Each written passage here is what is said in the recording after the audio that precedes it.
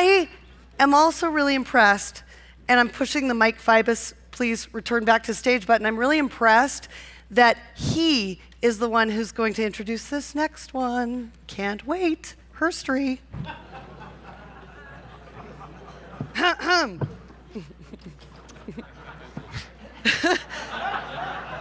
I mean, you want my help? No. Well, you know, it seems like... they've been offering desk sides for these. Like, how does you do a reporter desk side for a vibrator? Really? It looks like, you know, the first half of the show, Jennifer, was about pushing buttons. The second half, it sounds like it's more about maintaining pipes. I told Robin I wouldn't. Woo! Yeah. So I suppose you're wondering what a guy like me is doing standing up right now introducing a product like this. As you know, I tested and advocated for the Wi-Fi 6 Orbi, and the judge that tested and advocated for this, let's say, demurred. So here I am. Taking one for the team, thank you. Thank you, Right? Mike. So for inspiration, I went to look to see back to what Carrie wrote all of us presenters to just sort of guide us. And here's what he said. So the intro is to set the scene. What did the judges like? What's the big deal? What itch is being scratched? So the product actually... Come on, Mike. You're on your own, man. I know. You got it. Elvis has left the building. The product actually sounds pretty ingenious. It's with sensors and an app. It's sort of like biofeedback for the pelvis. It's an orgasm optimizer, you might say. And so after this, you may be wondering, some of you, what women will need with us guys. And of course, it's to introduce their products. So with that, please welcome Liz Klinger and James Wine, co-founders.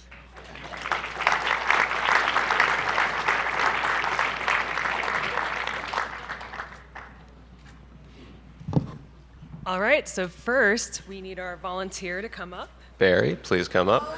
So we have a little game here that we built for the SF Family Exploratorium. show. Don't worry. Yep. Volunteer. So, Okay. yeah. So in terms of this, goal of the game, guess what the average force of a vaginal contraction is during orgasm. So go ahead and hold on. Yes. Hold on to it. Yeah. So basically squeeze. Be the vagina. So up, it'll go down. Keep holding on to it. Little too hard there, but you know, it happens. But you get a pin still. You still get a prize if you can read that for us. Have I done good? Oh, read this, of course. I had an orgasm! Woo! I can't read the rest. I don't have my And all I got was this pin. And all I got was this pin. So one question is, what does this have to do with our product? And for that, we're going to change over to the presentation. Right. And over to Liz. Thank you so much. So, I'm Liz. I'm the co-founder and CEO of Lioness. James is my co-founder and CTO. And this right here that you're looking at on the screen is an orgasm, a real orgasm from a real person. And this right here is how, I'm trying to coordinate all my vibrator, my mic, you know, everyday problems. Switch over to the app. Actually, switch over to the app. Okay, I guess I'll hold up the app. That's fine. Oh, there we go. So basically, this is how the technology essentially works. So you squeeze there's two sensors on the vibrator. You squeeze it. You can see the circle go up and down. That's basically how our technology works. So Lioness uses biofeedback sensory technology so a person can literally see their own arousal and orgasm. Back to the slides. There we go, and that was a live view demo. So, okay, so you know, that's cool and all, but really, why does this all matter and what can I do with this? So, a lot of what has to do with like research around physiological sexual function for women and also people with vaginas is just very poorly researched. Even healthcare professionals don't get a great education on this. They don't have great training around it. And I know because I've been in the sexual wellness space for over 10 years. And in a previous life, I used to sell sex toys to people around the country and would get questions from people from all walks of life. They had nowhere to turn, and that's what we're doing to try to help that.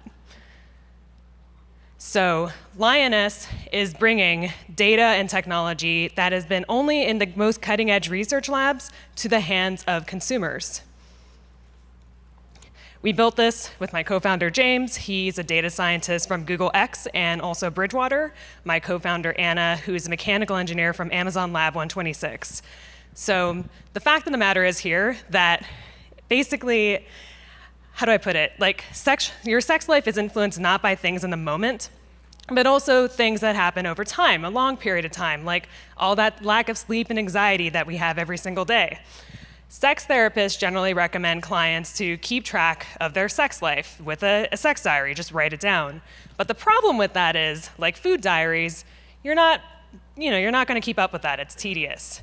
So what Lioness does is it automatically tracks the physiological side of things. You're able to put in different entries and tags and notes about your experiences over time. And customers already, just with this raw data practically, is able to improve their sex lives in many ways that we've never even believed were possible. One example of that is a case with a concussion where I presented this paper at a nursing conference where a person was able to see the effect of the concussion through her orgasm data and then see her recovery as well. We've done some cool stuff with a company called Ease on cannabis and CBD and looking at the effects of those two things on orgasms. And there's so many different possibilities here. And what we're introducing now is AI-guided feedback. So basically, after 30,000 different data points that we've been able to analyze, 4 years and dozens of case studies, we're able to actually highlight areas of arousal and orgasm for people to make it easier for them to track and improve their sex lives over time. They're sending me up. Like, I feel so terrible interrupting you guys, especially when you're talking about orgasms. It's a great topic. It just doesn't seem fair. And I have to tell you, I am a something-year-old woman, but I do have the mind of a 12-year-old and not like the snarky, like crazy comments. I appreciate this room being adult, is what I'm trying to say.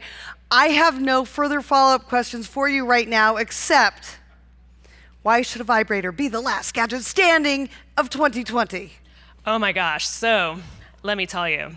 Research on sexual function for women and people with vaginas has literally, like, the technology has not been studied and improved on since the 1980s. Like, that's older than... It's no longer to treat hysteria, is what you're trying to tell us. Okay. Well, there's that. And also, it's just like, imagine if the technology here at CES had not improved since 1980. Like, come on, that is pathetic.